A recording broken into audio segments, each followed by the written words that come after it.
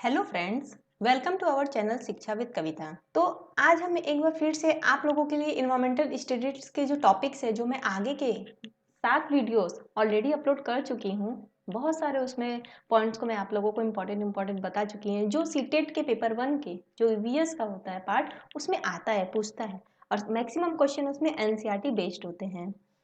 तो अगर आप लोगों ने वो वीडियो नहीं देखा है तो आप मेरे चैनल के प्लेलिस्ट में जाके वो सारे वीडियो देख सकते हैं और नीचे लिंक भी मिल जाएंगे वीडियो को, उसमें भी जाके आप वीडियो देख सकते हैं डिस्क्रिप्शन बॉक्स में। ये जो वीडियो आज मैं आप लोगों को बताऊंगी ये आपका क्लास 5 से रिलेटेड है। ओके, पहले मैं क्लास 3, क्लास 4, क्लास 5 के भी कुछ पार्ट्स के टॉपिक्स मैं बता चुकी हूँ। आगे भी आई थिंक 2 या 3 वीडियो में मैं ये पूरा क्लास 5 का कवर कर दूंगी। उसके बाद में जितने भी सीटेट से रिलेटेड क्वेश्चन आए ईवीएस में वो सब आप लोगों के साथ डिस्कस करूंगी। तो ये हमारा पार्ट 8 है जो मैं आज आगे आप लोगों के साथ डिस्कस करने जा रही हूँ ईवीएस का। तो इसमें जो हमारा पहला पॉइंट है वो है अल-बिरूनी। अब ये अल-बिरूनी कौन थे? ये अल-बिरूनी एक यात्री थे, ठीक है, जो हजारों साल पहले भारत आए थे। और वो कहाँ से आए थे? वे उज्बेकिस्तान से भारत आए थे, एक यात्री थे। और वो भारत आके क्या करते थे? भारत में मतलब भारत की जगहों को, भारत की चीजों को वो इतनी बारीकी से देखते थे। और भी उन्हीं चीजों को देखते थे जो उनको अपने देश से अलग लगती थी, ठीक है। जो अल-बिरूनी थे वे एक यात्री थे जो उज्बेकिस्तान से आए थे और आकर हमारे भारत की बहुत ही बारीकी से उन चीज़ों को देखते थे और उन जगहों को देखते थे जो उन्हें लगता था कि उनके खुद के देश से ये बहुत ही अलग है, बहुत ही डिफरेंस है यहाँ की चीज़ें। और उनके बारे में वो क्या करते थे? किताबों में लिखते थे। आप इनकी किताबें पढ़ेंगे तो आपको हजारों साल पहले हमारा जो भारत था, कैसा था, क्या था, उसके बारे में आपको बहुत सारे नॉलेज मिल जाएंगे, ठीक है। तो यहाँ पे एक छोटा सा पॉइंट है जो अल-बिरूनी ने क्या किया था, उस समय तालाबों के बारे में लिखे थे। एक छोटी सी बात, उसको यहाँ पे डिस्कस किया गया है एनसीईआरटी की बुक में। तो चलिए जान लेते हैं कि उन्होंने क्या बताया था, ठीक है। तो यहाँ के जो लोग हैं उन्होंने कहा कि भारत के जो लोग हैं वो तालाब बनाने में तो बहुत ही माहिर हैं, बहुत ही अच्छे तरीके से तालाब बना। क्यों क्यों बोला? क्योंकि अगर हमारे देश के लोग इन्हें देखेंगे, वो कह रहे हैं, अल-बिरूनी कह रहे हैं कि हमारे देश, वो उज्बेकिस्तान से आए तो वो बोलते हैं कि हमारे देश के लोग अगर इस तरह के तालाब को देखेंगे तो वो हैरान ही रह जाएंगे कि भारत के लोगों ने कितना सुंदर, मतलब कैसे तालाब बनाया। वो तालाब की इतनी तारीफ करते हैं। आगे जैसे जानते हैं कि बहुत बड़े बड़े भारी पत्थरों को लोहे के कुंडों और सरियों से जोड़कर तालाब के चारों तरफ चबूतरे बनाए जाते हैं। मतलब वो बोल रहे हैं कि जो भारत के लोग हैं जो तालाबों को बनाते हैं तो बड़े बड़े भारी पत्थरों को लेते हैं, बड़े बड़े लोहे के कुंडों को लेते हैं, सरियों को लेते हैं, सबको जोड़ते हैं, जोड़कर तालाब के चारों तरफ चबूतरे बनाते हैं।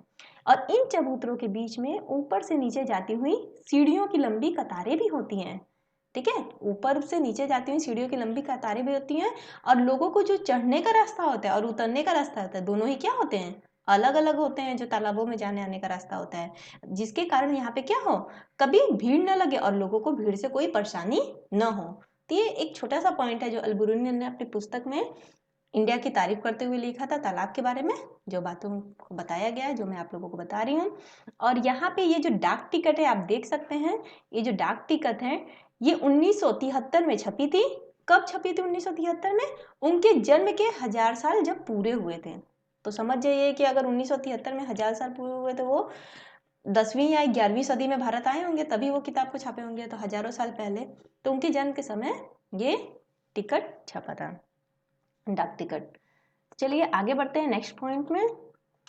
ये स्टेप वेल, बावड़ी, ठीक है। अब ये बावड़ी के बारे में जान लेते हैं कि ये बावड़ियाँ क्या होती हैं। चलिए सोचने वाली बात है यहाँ पे कि 1986 में क्या हुआ था, एक बार जोधपुर और आसपास के इलाकों में जब सूखा पड़ गया था, जोधपुर और आसपास के जितने भी क्षेत्र थे, जब वहां पे जोधपुर में सूखा पड़ा था, कब की बात हो रही है यहाँ पे?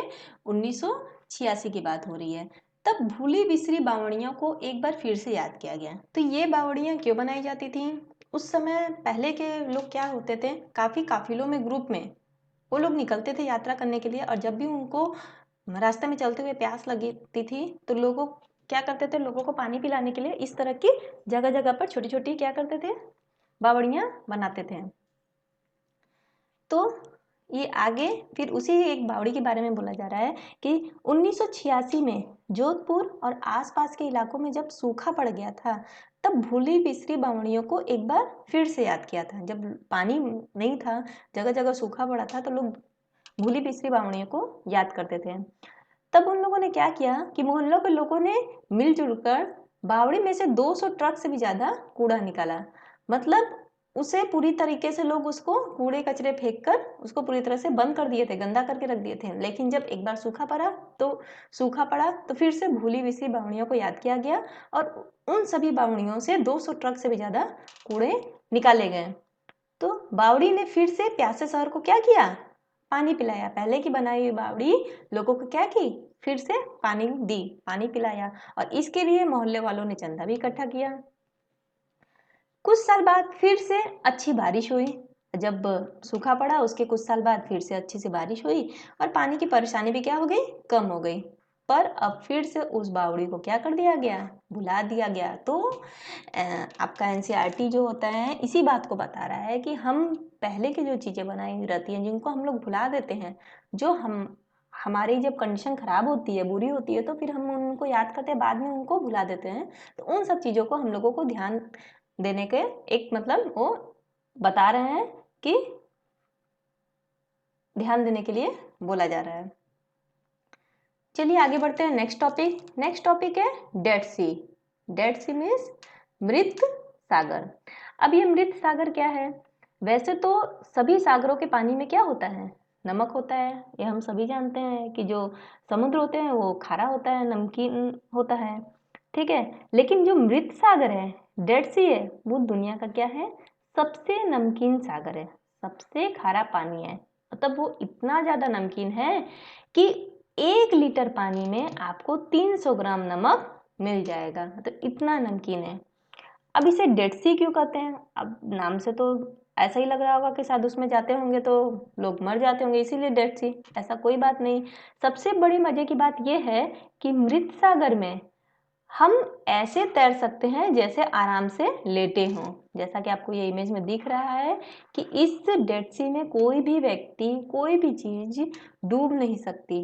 क्यों? क्योंकि ये क्या है, इसके पानी में बहुत ज़्यादा नमक है, बहुत ज़्यादा खारा है। अगर इसको टेस्ट करें तो इसके डेड सी के 1 लीटर पानी में आपको 300 ग्राम नमक मिल जाएगा। अगर आप इसका एक्सपेरिमेंट आप घर में खुद भी कर सकते हैं। 1 कप पानी लीजिए या आधा कप पानी लीजिए, उसमें कुछ भी चीज़, कोई भी, चाहे टोमेटो या फिर लेमन, कुछ भी डालिए, या एगी डाल दीजिए, कुछ भी डालिए, टोमेटो या लेमन, देखिए वो पानी में डूब जाएगा। फिर उसी पानी में आप थोड़ा थोड़ा करके नमक डालिए। पहले वो ऊपर नहीं आएगा, फिर और नमक डालिए। जैसे ही उसकी कंसिस्टेंसी लगभग आपका, जैसे ये एक परसेंटेज हो गया ना, 1 लीटर पानी में 300 ग्राम नमक, तो जैसे वो 1 कप पानी में उस अमाउंट का नमक हो जाएगा, ठीक है, 30% अबाउट उस 1 कप पानी में, तो वो जो भी चीज़ आप डालेंगे, टोमेटो या लेमन, वो ऊपर पानी में तैरने लगेगा। तो यही रीजन है डेड सी का कि वहाँ पे क्या होते हैं, लोग डूबते नहीं हैं, वो पानी में तैरते रहते हैं। आगे बढ़ते हैं। नेक्स्ट हमारा है डांडी मार्च। अब डांडी मार्च के बारे में बताया जा रहा है कि ये जो घटना है ये 1930 भारत के आज़ादी के पहले की घटना है। बहुत सालों से अंग्रेजों ने आम लोगों के नमक बनाने पर क्या कर दिया था, रोक लगा दिया था, और उन पर भारी टैक्स भी लगा दिया था। अंग्रेजों ने क्या किया था, आज़ादी के पहले नमक बनाने पर रोक और भारी टैक्स भी लगा दिया था। अब इस कानून से अपने घर में इस्तेमाल के लिए भी नमक नहीं, मतलब इस तरह का कानून ला दिया जिसके लिए लोग क्या करते थे, अपने घर में भी खुद के इस्तेमाल के लिए भी नमक नहीं बना सकते थे। अब लोगों की मजबूरी थी, वे दुकानों से महंगा नमक खरीदते थे। इस बात से लोग बहुत नाराज हुए। ठीक है, हमारे ही मतलब देश का नमक हम खुद ही नहीं खा सकते हैं, खुद ही नहीं बना सकते, और उन पे अंग्रेजों ने क्या कर दिया है, पूरा का पूरा रोक लगा दिया है। तब गांधी जी का कहना था कि जो चीज हमें कुदरत ने दी है उसे बनाने पर बंदिश कैसी, जो हमें कुदरत द्वारा मिला है उस पर हमें रोक क्यों लगाया जा रहा है। तो इसीलिए उन्होंने क्या किया, लोगों के साथ मिलकर अहमदाबाद से दांडी के समुद्र तट तक एक लंबी यात्रा की और इस गलत कानून को तोड़ा। तो यही था आपका दांडी मार्च, जो 1930 में भारत की आज़ादी से पहले डांडी मार्च निकाला गया था। बहुत सालों से अंग्रेज लोग आम लोगों पर नमक बनाने पर रोक लगा दिए थे, भारी टैक्स भी लगा दिए थे। इस कानून से लोगों को अपने घर में भी इस्तेमाल करने के लिए नमक नहीं बना सकते थे, जिससे लोगों को मजबूर होकर दुकानों से महंगा नमक खरीदना पड़ता था। इस बात से लोग बहुत नाराज थे। गांधी जी का कहना था कि जो चीज़ हमें कुदरत ने दी है उसे बनाने पर ये बंदिश कैसी। उन्होंने लोगों के साथ मिलकर अहमदाबाद से क्या किया, डांडी के समुद्र तट तक एक लंबी यात्रा की और इस गलत कानून को तोड़ दिया। ये आपका देख रहे हैं गांधी जी का डांडी यात्रा का इमेज है। ओके, ये इमेज है। Next, do you know how salt is made? क्या आप जानते हैं ये सॉल्ट कैसे बनाया जाता है?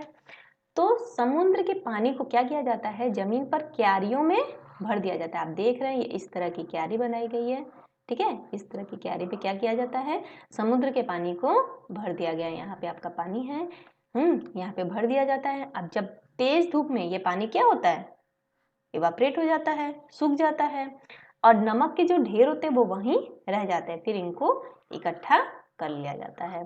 तो इस तरह समुद्र से नमक बनाया जाता है। नेक्स्ट है anaemia common in Delhi school. तो दिल्ली स्कूल में जो एनीमिया का रोग है वो पाया जाता है लोगों में, बच्चों में।